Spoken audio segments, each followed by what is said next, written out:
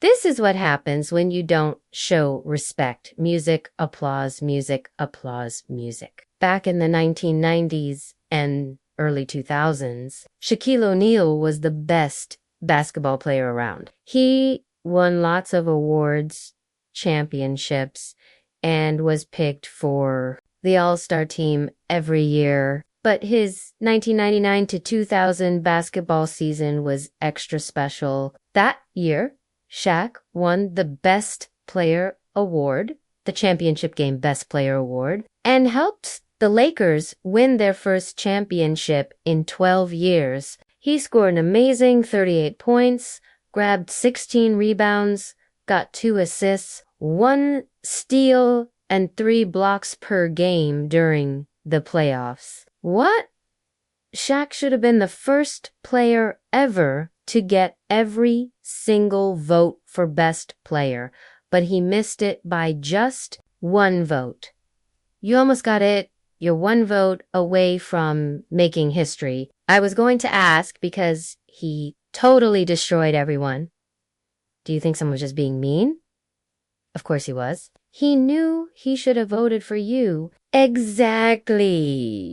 Come on. Still, the Lakers were beating every team and becoming the best team ever, all because Shaquille O'Neal was so powerful. But on March 6, 2000, it was Shaq's 28th birthday and he loved to party on his special day. Plus, what's the point of winning all those awards if you can't celebrate sometimes? There was just one problem this year. The Lakers had to play a game at home at the Staples Center. But the good news was that they were playing the Los Angeles Clippers. The Clippers lived in the same city as the Lakers, but they were totally different applause. They had no fans.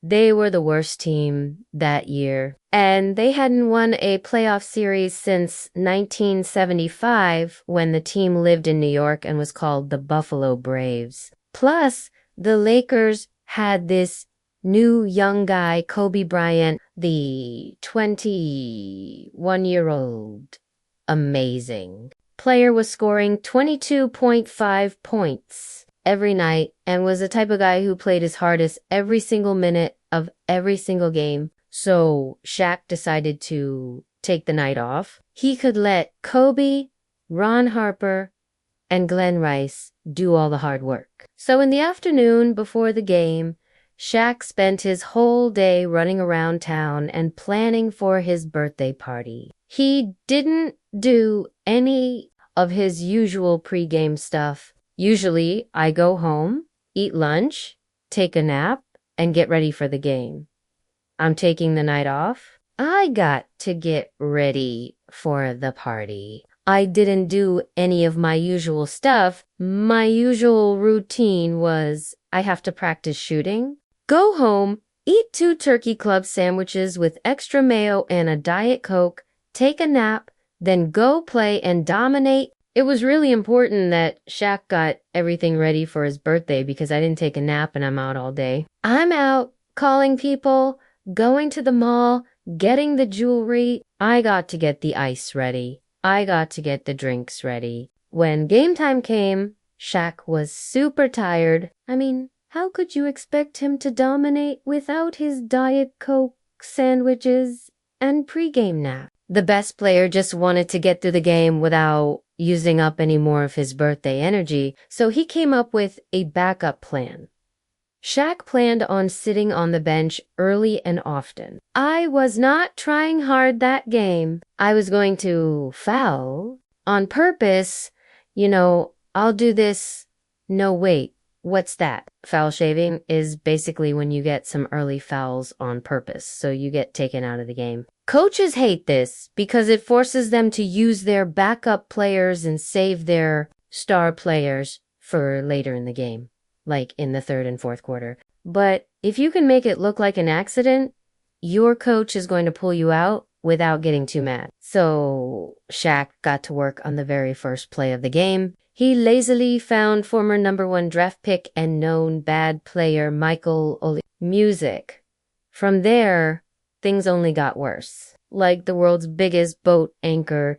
His lack of trying dragged the entire Lakers team down with him. And if you're the Lakers coaches, you're not happy about everybody just standing around watching. The score was 4-1, plus Lamar Odom and Morris Taylor were playing really well. Especially since Shaq's defense was terrible, and Shaq's first 4 times touching the ball were a miss, turnover, travel, and offensive foul. Shaq was completely out of it. He didn't score a basket until 6 minutes were left in the first quarter. But the Clippers totally changed everything. They started beating the almost unbeatable Lakers in front of their own fans. They got a 5-point lead in the first quarter, and their confidence was growing fast. But then an NBA legend changed the whole game without even stepping onto the court. No, Michael Jordan didn't appear from the ceiling to give Shaq a speech like in those movies about how winning comes from the heart or something equally mushy. Instead, a Lakers great got Shaq really mad. See, Kareem Abdul-Jabbar was at the game, one of the greatest players and the top scorer in NBA history, a man Shaq looked up to when he was a young, big player. I tried to be as good as him. I wanted to be up in the records like him, and we have a good relationship now and we're talking now, but he wasn't there as a fan. He was there as an assistant coach for the Clippers. Kareem had just joined the Clippers coaching staff in February, and a big part of why they hired him was to help make the Clippers' big men better. Every time the ball came down the court, Kareem was helping the Clippers' big men. He was telling them how to stop Shaq. You and Shaq in your prime, if you played against each other, could you handle him? Who would win that? I don't know. He didn't have much of a shot away from the basket. 4 feet from the basket, he was getting close to being ordinary. I would have made him run up and down the court. I would have shot a lot of hook shots on him that he would not have been able to block. Well, slow down Shaq, because no one actually stopped him. So I look over to the bench and I see one of my heroes telling Keith Kloss how to stop me. That was when the big Diesel decided he had had enough. Enough of the bad Clippers beating his great Lakers. Enough of the most powerful big man of all time being stopped by guys like Keith friggin' Kloss and Michael Olajuwon. And finally, enough of his hero refusing to even look at him while helping his opponents. Just talking to the guys, I'm like, oh, don't let him do that. You gotta play him like this. You can't let him do that. So I'm like, okay, you're going to teach him how to stop me. Watch this. So like every time I did a move, I would look at him and he'd just turn away. He never looked at me. Shaq went crazy. He became a beast. He made the Clippers' big men look like that one scene in Billy Madison where 30-year-old Adam Sandler beat up a bunch of kids in Dodge. The Clippers tried everything. Full court zone, double teams, triple teams, different defenders, and looks at the big man, even Hack-a-Shaq.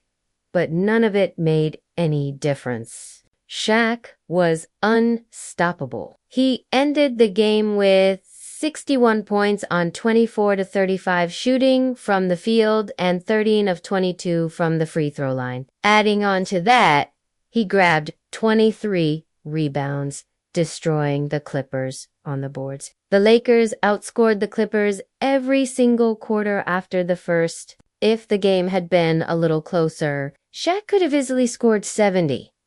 He was so powerful that there were 5 minutes left on the clock when Coach Phil Jackson finally took pity on the Clippers and pulled Shaq from the game. The destruction was all thanks to Kareem, without Kareem to make Shaq angry. It would likely have gone down as a very boring game followed by a very great birthday party for the Lakers superstar, but Shaq got the best of both whirls. He had one of the greatest games of his career and threw one of the greatest birthday parties of all time. It was at an aquarium and I pulled up in that white convertible Rolls Royce on them. What was the music playing?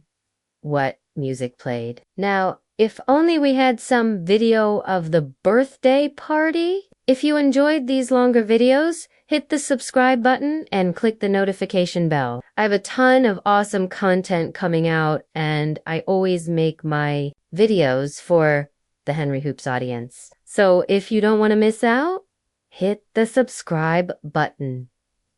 Peace.